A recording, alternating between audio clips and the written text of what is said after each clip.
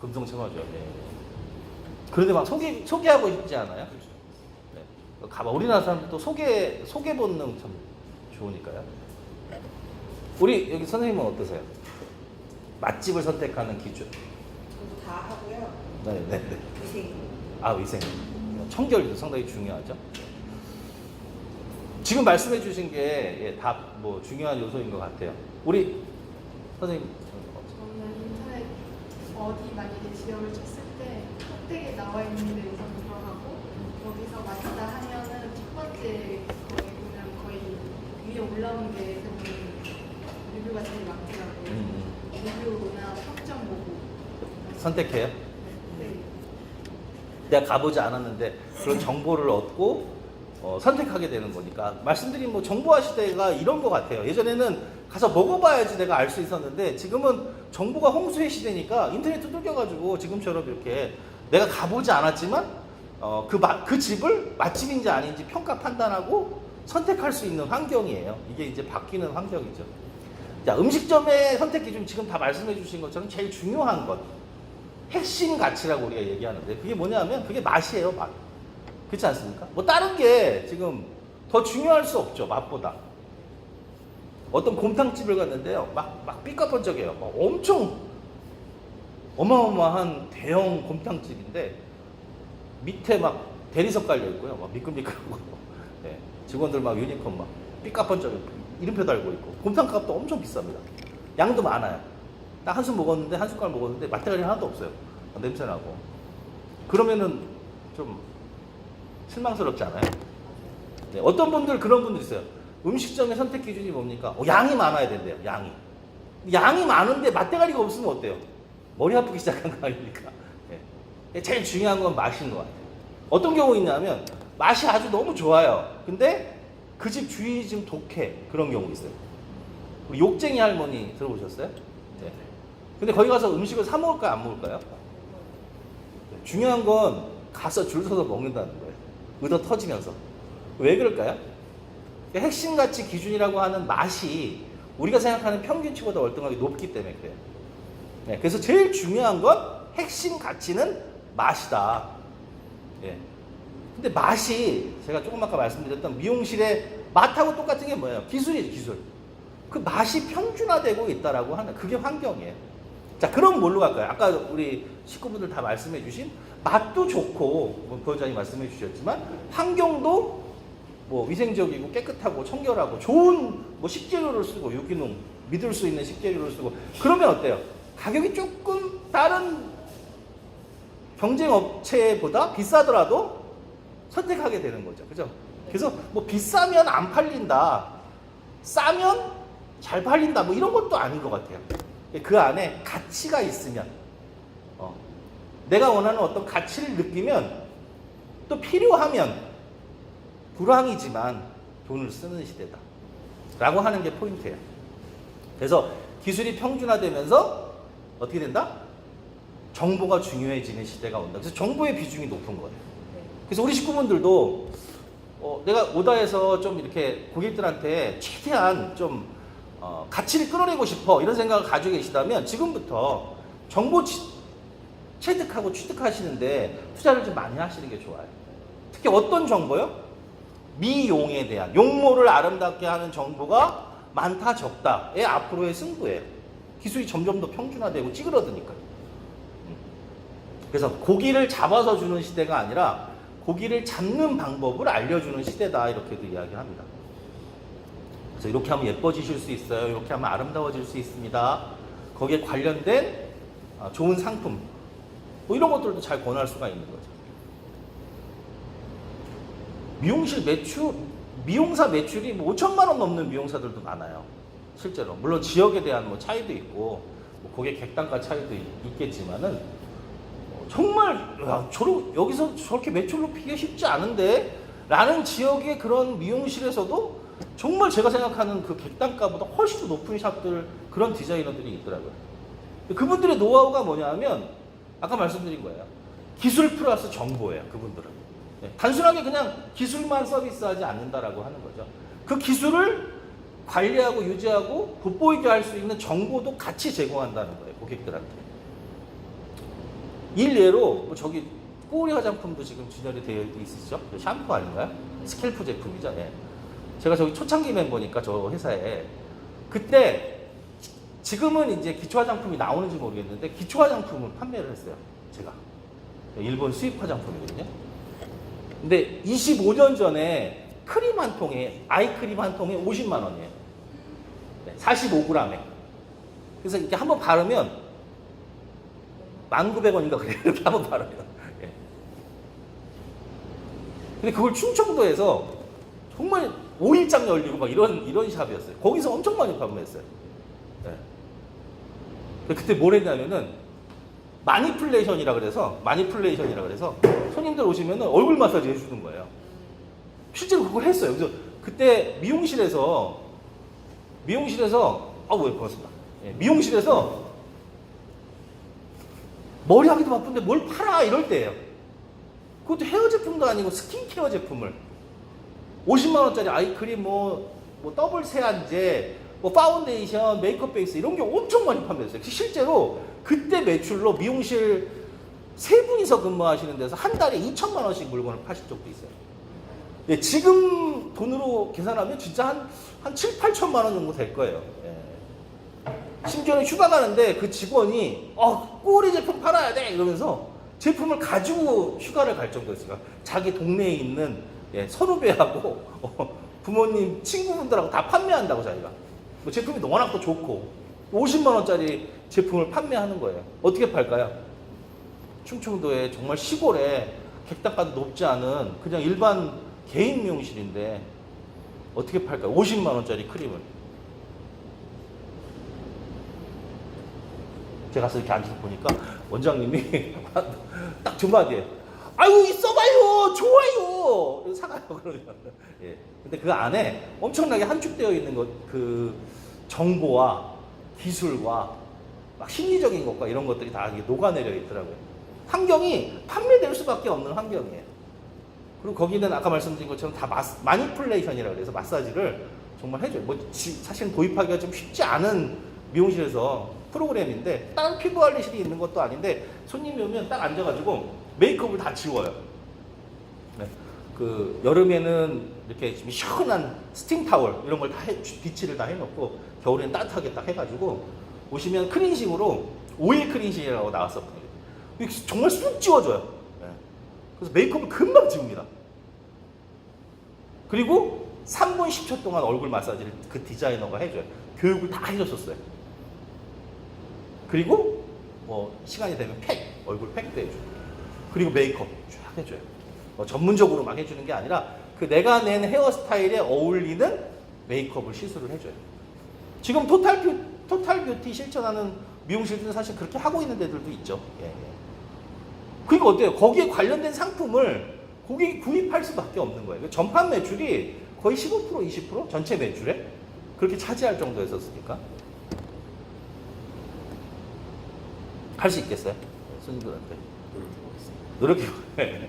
그래서 메이크업 있죠. 뭐 이게 지금 뭐 얼굴 피부 쪽까지 건드리긴 참 어려우니까 제가 우리 선생님들한테 이렇게 메이크업 살롱 메이크업이라 그래서 내가 낸 헤어스타일을 조금 더 돋보이게 할 수 있는 리터치 메이크업이라고 그러죠. 우리 간단한 수정 화장만으로도 이렇게 얼굴을 이미지를 바꿔줄 수 있는 부분에 대한 메이크업 공부 같은 거 요즘에 교육도 많이 해주고 하는 것 같아요. 뭐 일례로 이런 부분에 대한 노하우를 내가 가지고 있다 그러면 어떨까요? 다른 디자이너하고 차별화될 수 있겠죠. 그죠? 손님 오셨을 때 이렇게 수정 화장 해줄 수가 있으니까. 그리고 아까 말씀드렸죠. 정보를 드리는 거. 예. 요렇게 집에서 손질하시면 메이크업 잘 하실 수 있어요. 뭐 파운데이션 선택하는 방법이라든지, 그죠? 예. 바를 때 뭐 이렇게 주의점이라든지, 목하고 경계선 지지 않게, 예. T존 부위는 좀 밝게, U존 부위는 좀 어둡게. 우리나라 사람들 평면적이니까 입체감 주기 위해서, 그죠? 예. 또 피부 결이 있으니까 안에서 밖으로, 그죠? 립스틱 그릴 때 어떻게 해요? 1번, 2번, 3번, 4번, 5번, 6번, 7번, 8번. 이렇게 그러면 예쁘게, 빠르게 그릴 수 있어요. 예. 지금 이 색상에, 이 헤어스타일에 어울리는 립스틱 색상 같은 거 이렇게, 예, 그죠? 정보를 드리면 너무 좋아하시겠죠. 그래서 좀 정리하자면, 예, 손발 경제에서 두뇌 경제로 간다 이렇게 얘기해요. 예, 미용실도 기술 중심에서 정보 중심으로 간다. 정보를 많이 가지고 있으면 그게 경쟁력이다. 이런 말씀 드립니다. 자, 여기 계신 우리 식구분들은, 오다 식구분들은 제가 보기에는 이 두 가지 그 인자를 다 가지고 계신 것 같아요. 제가 이렇게 눈빛만 보면 대략 알거든요. 예. 이제 앞으로가 중요하겠죠. 오늘 귀한 시간이니까 저는 이제 시간과 여러 가지 투자를 많이 해서 배운 건데, 앞으로에 대한 부분을 좀 포인트를 알려드릴게요. 손말 경제, 두뇌 경제 시대에서 어떤 경제 시대로 가냐 하면 마음의 경제 시대로 간대요. 앞으로는 제가 교감 서비스도 말씀드렸죠. 예. 마음의 경제가 뭐냐 하면, 마음의 경제가 뭘까요? 색깔로 얘기하면 골드 칼라 이렇게 얘기해야 돼요. 예. 화이트 칼라 시대에서 골드 칼라 시대로 가는 거예요. 네, 교감. 예. 교감이라고 하는 마음에서 다 나오는 거잖아요. 예. 마음의 서비스. 뭐 이렇게 말씀드릴 수 있겠죠. 골드가 뭐예요? 골드? 원장님, 골드가 뭔가요? 네, 금이죠, 금. 금 좋아하세요? 안 좋아하세요? 이 황금을 보기를 돌같이 하시는 분. 네, 많지는 않습니다, 저런 분들이. 대부분 금을 다 좋아하죠. 그렇죠? 예. 월급 계속 동결입니다. 예. 원장님 참고하세요. 예, 농담입니다. 금은 어때요? 금은 비쌉니다. 그죠? 그러니까 그걸 이제 우리가 미용실의 인재로 얘기할 때 골드 칼라 인재다, 골드 칼라 미용사다 이렇게 얘기하면 일단은 가치를 뭔가 창출해내는 미용사를 이야기해요. 네. 그러니까 뭔가 샵에 내가 막 가치를 만들어주는 거예요. 네. 부가가치. 똑같이 일을 시작했는데 어떤 사람은 매출이 뭐 2, 3천이고 어떤 사람은 한 4, 500 여기서 왔다 갔다 해요. 그게 뭐 어떤 차이일 것 같아요? 이게 부가가치의 차이예요. 객단가의 차이고. 그죠? 그래서 부가가치를 뭔가 이렇게 막 창출해주는 사람. 그런 사람이 골드칼라예요. 또 골드는 어때요? 황금은 반짝반짝 빛나죠. 그러니까 아이디어 있는 미용사를 지칭해요. 아이디어 있는 미용사. 그래서 앞으로 이제 점점 이제 더 바빠지시면 계속 직원 채용하셔야 되잖아요. 그죠? 직원 채용하실 때 이런 거 많이 보시면 돼요. 아이디어가 있나, 저 친구가. 반짝반짝한 아이디어가 있나. 네. 그리고 뭔가, 저 친구 가치를 만들어낼 수 있는 친구인가, 이런 거 보시면 돼요. 금은요, 딱딱할 것 같지만 의외로 부드럽습니다. 네, 그렇죠. 뭐가 잡다한 게 섞이면 어때요? 네, 그러면 이제 강해. 근데 24K 순금은 강철로 이렇게 누르면 쑥 들어갑니다. 그러니까 엄청 강할 것 같지만 부드러움을 겸비하고 있는 미용사. 이 골드 칼라예요, 이게. 그러니까 정리해보면 골드 칼라 미용사는 뭐냐면 가치를 만들어내고 반짝반짝 빛나는 아이디어를 가지고 있으면서 부드러움도 겸비하고 있는 그런 미용사를 지칭합니다. 그래서 이걸 한마디로 정리를 좀 해봐야 되겠다. 제가 이렇게 고민해 보다가, 아, 이거구나. 골드 칼라 미용사는 이꼬로 좋아서 미친 미용사. 대부분 이런 세 가지의 인자를 가지고 있는 미용사들이 좋아서 즐기는 미용사더라고요. 좋아서 하시는 분들 따라갈 수가 없죠, 우리가. 좋아서 미쳤다. 불광, 불급 이렇게 얘기해요. 그러니까 이게 직책불문이에요. 직책불문. 재밌는 게 기술은 시간이 필요한데 뭐 정보나 이렇게 좋아서 미치고 막 이런 것들 있잖아요. 이런 것들은 사실은 시간의 구애를 크게 받지 않습니다. 제가 입사한 지 한 4개월 된 친구가 저희 꼬리도 샴푸가 나오는데 저희도 샴푸가 나와요. 마이미 숍이라는 샴푸. 아마 지난번에 테스트 해보셨을 때 제품 아마 샴푸 써보셨을 거예요. 아, 그때 마이미 숍 안 쓰셨나? 그때 참 산성 펌웨어 하셨으니까 일반 알칼리 펌 쓰셨겠구나. 마이미숍이라고 1000ml에 19만 원이에요. 네, 비싸죠? 소비자 가격이 엄청 비싸요.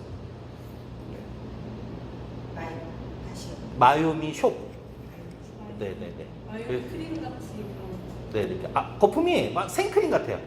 그리고 전체적으로 다 이제 바디까지 다 쓸 수, 메이크업까지 다 지워지는 제품인데, 금붕어 꼬리 제품도 마찬가지로 하천에 흘러 들어가면 90%다 생분해되고 자연 친화적인 제품이 그렇습니다. 아미노산계 계면활성제를 썼고 꼬리 제품하고 비슷해요. 비슷한데 저희도 일본 수입 제품이니까 19만 원이에요. 근데 그거를 입사한 지 한 4개월 정도 된, 미용 시작한 지 한 4개월 된 친구가 엄청 잘 파는 거예요. 샴푸실에서. 선생님들도 잘 못 파는데 19만 원짜리 막 까무러치는데 입사한 지 얼마 안 된 친구가 잘 팔아요. 그래서 제가 이렇게 보니까 이렇게 정보를 많이 주면서 예, 샴푸를 하시고요. 테크닉이 일단 너무 좋아요. 아, 네, 고맙습니다. 비포 서비스. 예, 아주 중요한 거죠. 이렇게. 제가 이렇게 땀을 흘리니까, 아, 저 휴지를 갖다 줘야 되겠다. 제가 휴지 좀 주세요. 이렇게 하면, 애프터 서비스고, 그죠? AS고, 비포 서비스는, 땀을 흘리고 있으니까 저 갖다 줘야 되겠다. 이게 비포 서비스예요. 예. 비포 서비스도 감동 서비스입니다.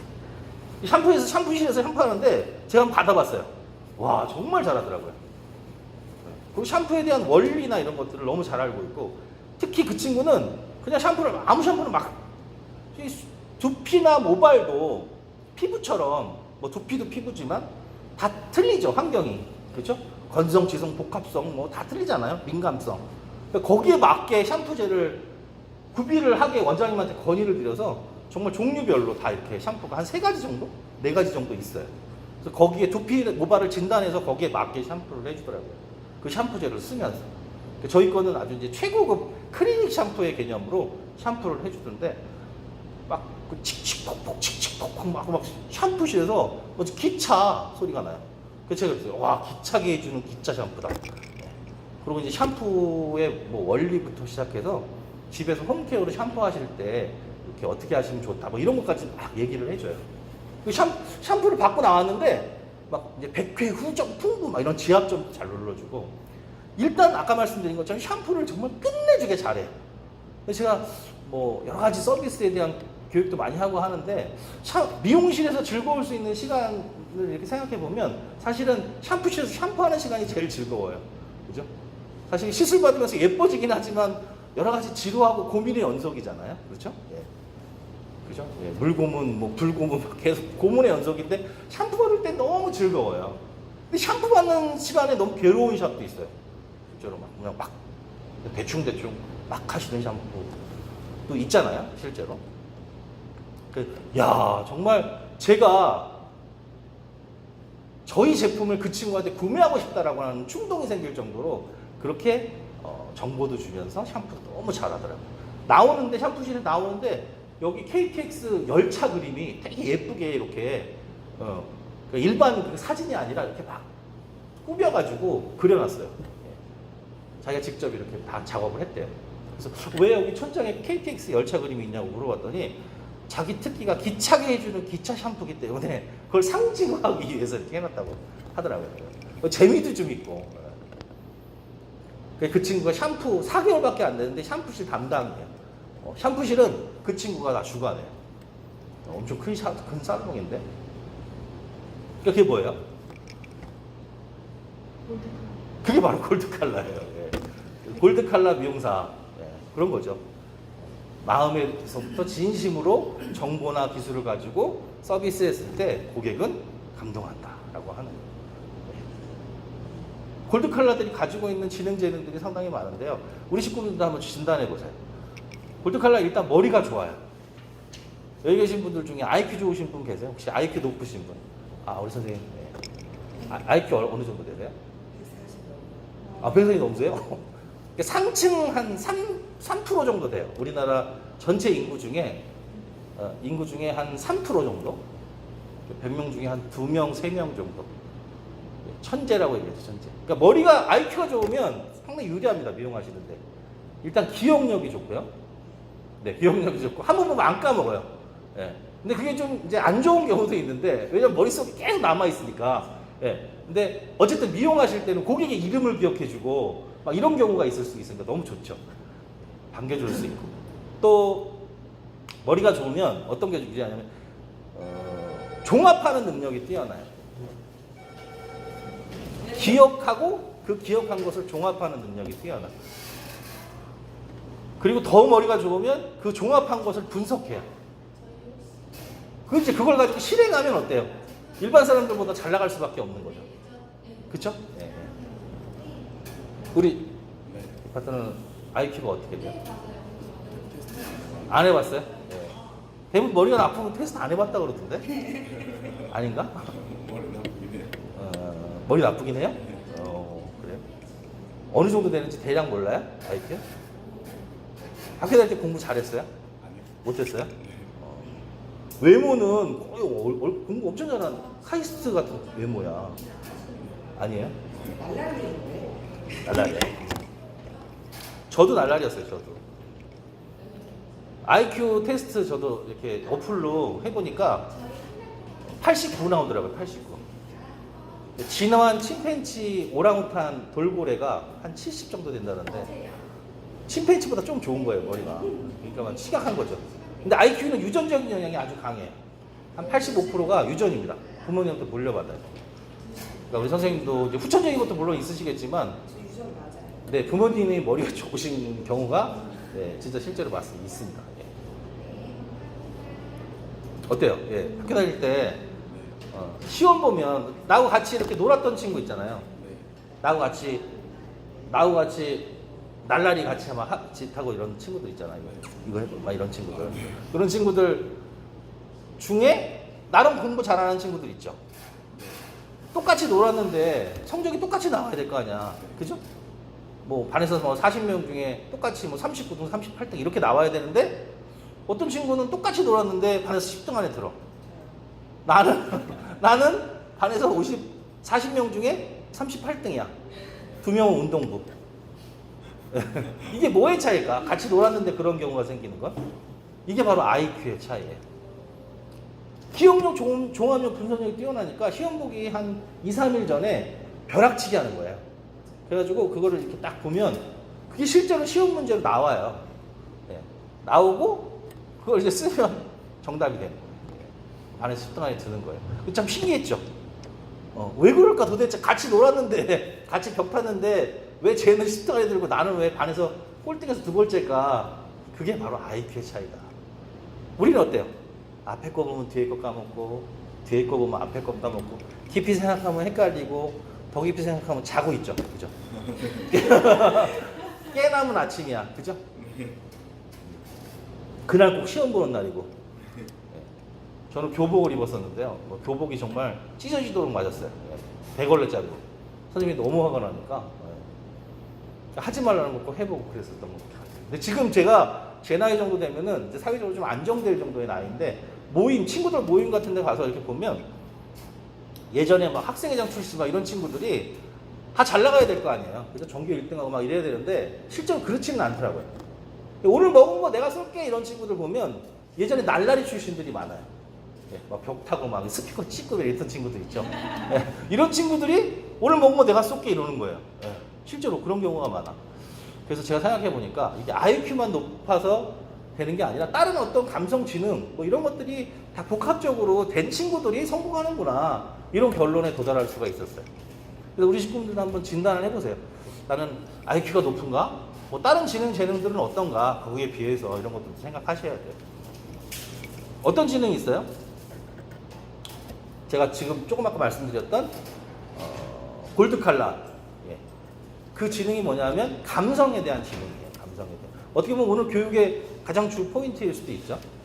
감성에 대한 지능. 그러니까 감성으로 모든 서비스를 제공하면 진심이죠. 진심. 제공하면 어떻게 돼요?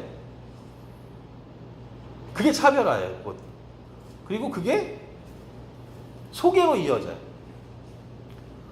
아직까지도 이거보다 더 좋은 마케팅은 없는 것 같아요. 아, 오다에 거기 새로 오픈했는데 나 한번 가서 머리 한번 해봤거든. 너무 좋더라. 한번 가봐. 이거 있죠.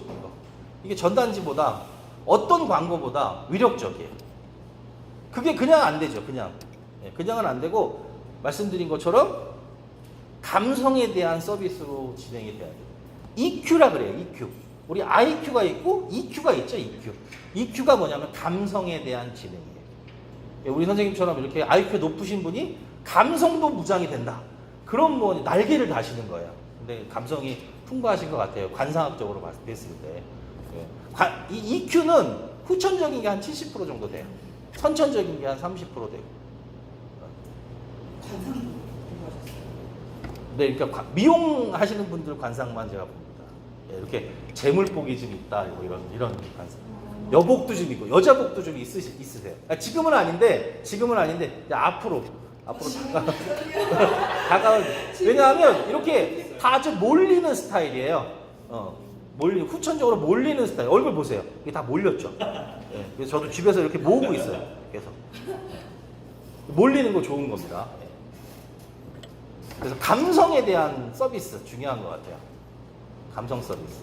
어떻게 하셔야 돼요? 우리 뭐 적객 교육 오다 본사에서도 홍보부장이 와서 이렇게 해드린 걸로 알고 있는데, 적객 미용실에서 적객 잘한다 그러면 뭐 인사 크게 하고 뭐 멘트 잘하고 뭐 이런 거 생각하시잖아요. 물론 그게 가장 기본이에요. 기본이지만 그 안에 감성이 있다 없다, 마음이 있다 없다의 차이가 엄청 큽니다.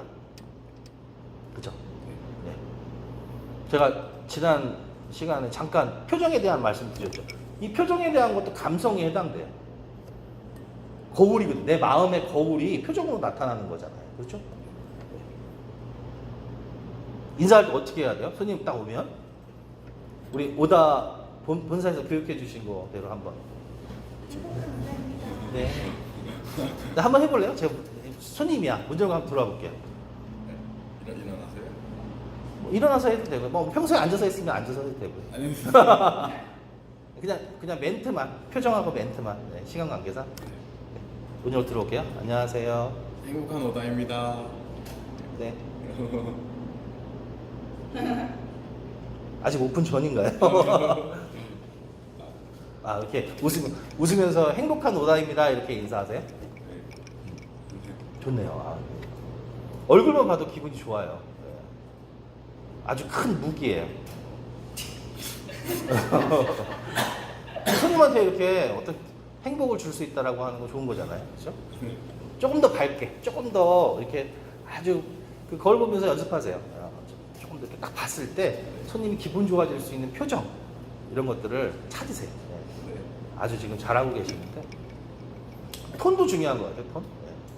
제가 인사에 대해서 감성적 인사 참 많이 하는데 살롱에서 뭐 멘트도 엄청나게 많고, 근데 어떻게 하면 조금 더 고급스러운 인사를 할 수 있을까, 그런 생각을 해봤거든요. 예. 근데 우리나라 사람들만의 어떤 감성적이고 정적인 인사가 있더라고요. 이게 어떤 교과서로 설명하기 좀 어려운 부분인데, 우리 오다 식구분들이 그런 인사를 했으면 좋겠다, 그런 생각이 들어요. 저는 어떤 거냐면, 군대 갔다 오셨죠, 본장님? 네, 군대 갔다가, 우리 군대 가가지고 우리 뭐 이렇게 여자분들 군대 얘기하는 거 싫어하는데, 군대 가서 여기 뭐 육주 같은 거, 육주 훈련 받고 면회하잖아요. 그때 기분 어때요? 부모님을 딱 처음 만났을 때. 너무 좋죠. 예, 그때 그냥 막 부모님들 막 우시고 막 난리 나잖아요.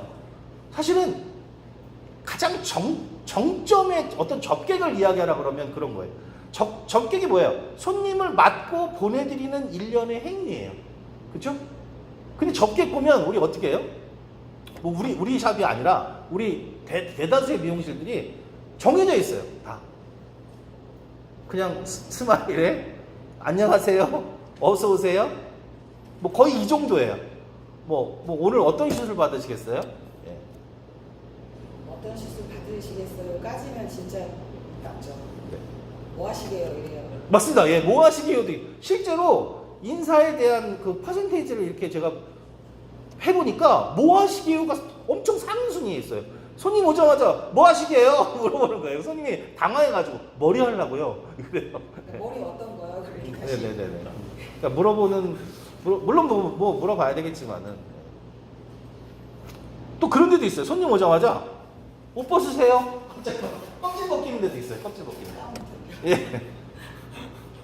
그러니까 이제 이거는 시키면 한다, 안 시키면 안 한다, 관행에 의해서 한다, 규정대로 한다, 뭐 이런 이제 좀 규격화되고 고정화된 사고방식으로 접근하는 인사법인 것 같아요. 거기에 마음이 좀 들어가면 좋겠다.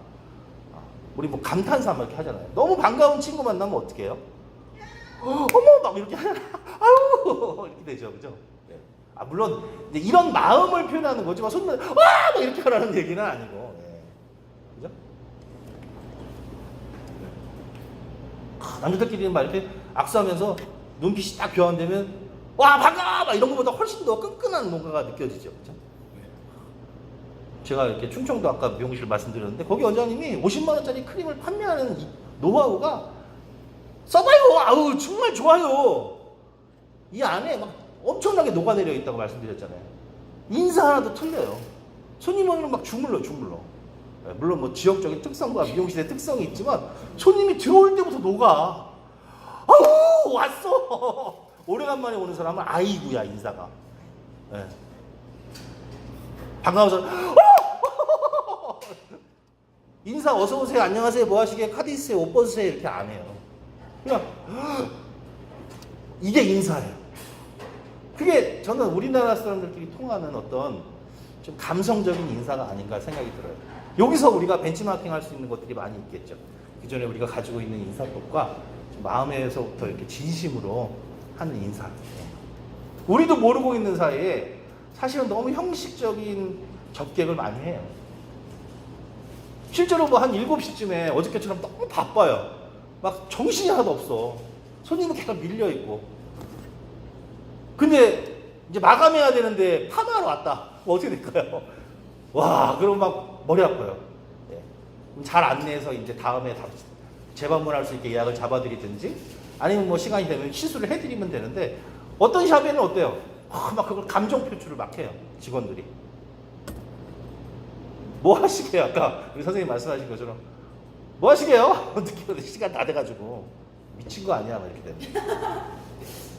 근데 파마 이러면 이제 커트도 아니고 커트 하실 거죠? 이런데 파마 이러면 죽는 거예요.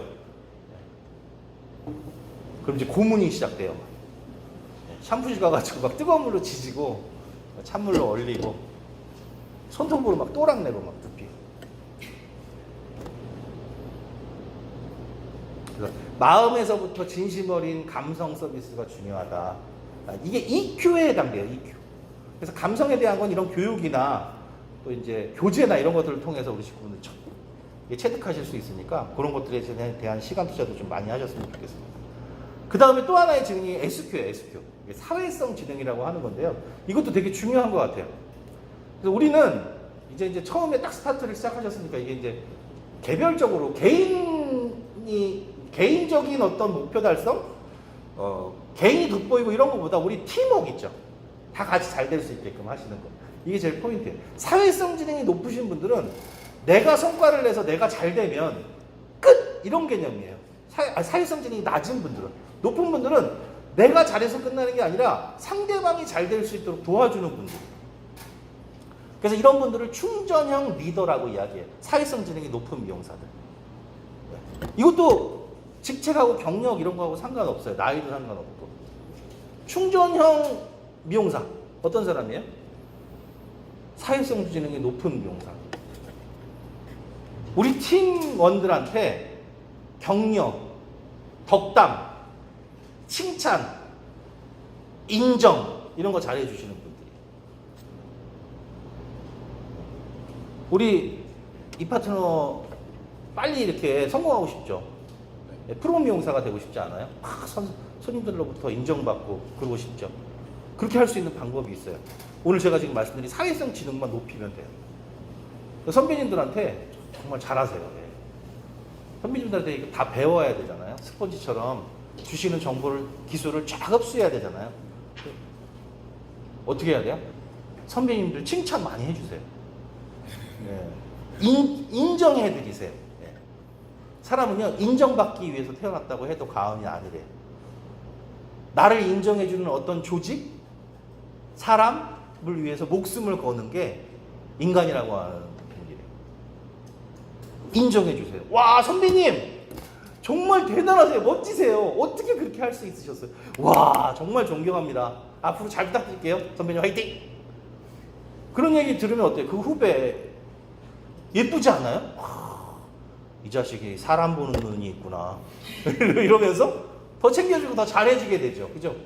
그게 충전형 미용사, 충전형 리더라고까지 얘기해요. 네. 나이가 어리고 경력이 짧아도 그걸 잘할 수 있으면 어때요? 성장 속도가 빨라지는 거예요. 수고했어, 잘했어. 막 지칠 때 있잖아요. 힘들 때. 그때 선배님이 태관이 너무 잘했어, 수고했어, 고생했어. 오늘 잘하던데? 최고야. 딱 그런 얘기 들으면 어때요? 좋아요. 에너지가 5%였다가 갑자기 한 70%가 되는 거예요. 돈으로 잘 안 돼요. 이게 돈 줘가지고 에너지가 차지 않아요. 이걸 충전시켜주는 어떤 누군가를 위해서 날 던지는 거예요. 그죠?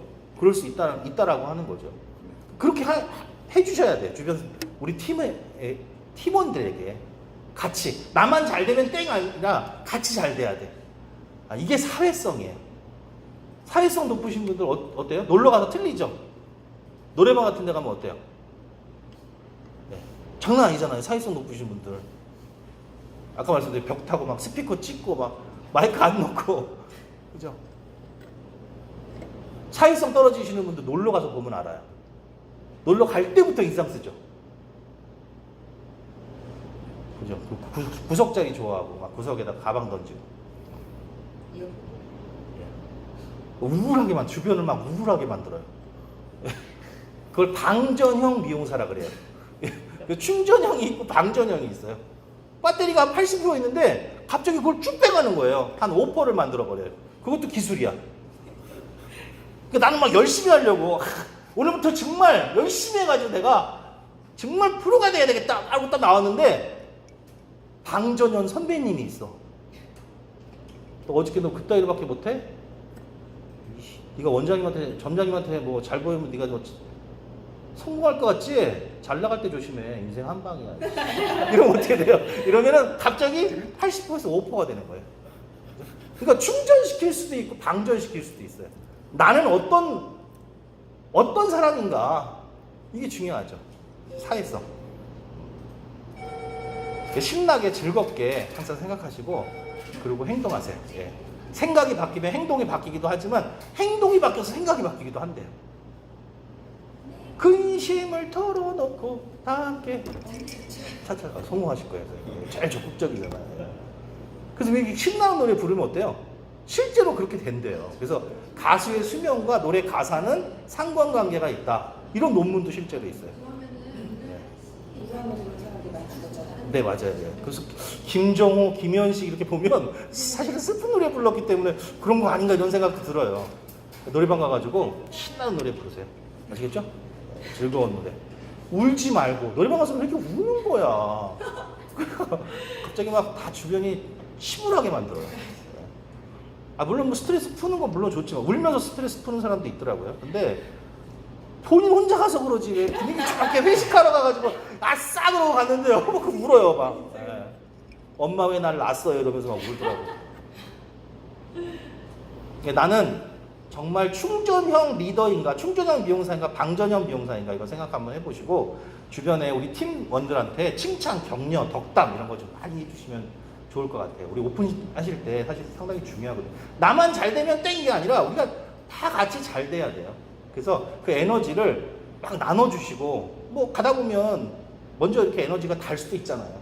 그럴 때 에너지를 좀 이렇게 충전시켜 주시고 충전받고 이런 관계가 되셨으면 좋겠어요. 사회성은 후천적인 게 85%래요. 예, IQ하고 비슷해요. 완전 반대죠. 예. 그래서 인간관계, 대인관계를 통해서 높아지는 거예요. 근데 앞으로는 IQ도 물론 중요해요. 좋은 대학 나오고 좋은 전공하고 뭐 IQ 높고 이런 것도 물론 중요합니다. 그렇지만 IQ는 좋은데 다른 지능이 낮으면 어때요? 원래 사고를 칠 때 똑똑한 사람이 대형 사고 치는 거예요. 그런 경우 많아요. 그래서 다른 지능도 같이 높아야 돼요. 이걸 스페셜리스트라고 해요. 우리 정말 IQ도 좋고 머리도 좋고 뭐 감성도 뛰어나고 사회성도 뛰어나고 이런 분들이 변화의 촉매자, 리더가 되는 거예요. 그런 분들 많지 않다니까요. 전체 인구 중에 한 3% 내외예요. 일당백 하시는 분들이 그런 분들이 나 혼자 힘으로 100명을 먹여 살려요. 많지 않아요. 일반적으로는 어때요? 머리가 좀 평균치거나 낮아요. 근데 어때요? 이거를 예전에는 너 머리가 그렇게 나빠? 아예 진출 자체가 안 됐어요. 사회에. 지금은 어때요? 그런 것들이 다 파괴되는 시대잖아요. 너 감성이 어때? 뭐 사회성이 어때? 이런 것들을 다 많이 봐주는 시대예요. 그러니까 이 장벽이 무너지고 넘어와서 그런 사람들이 성과를 내니까 인정해주는 시대가 왔다라고 하는 거예요. 그래서 머리는 좀 부족하고 많이 배우진 못했지만 사회성이나 감성 가지고 막 접근해서 성공하시는 분들도 많아요. 간혹 그런 경우도 있어요. 머리도 나쁘고 감성도 메마르고 같이 하는 거 엄청 싫어하고 다 떨어지시는 분들도 있어요. 원호 대상자예요. 동사무소에 쌀 타먹어야 되는 미용사. 일단 자가 진단 하셔가지고 사회성, 감성 이런 것도 높여가시기 바랍니다. 아시겠죠? 네. 그래서 고객들이 원하는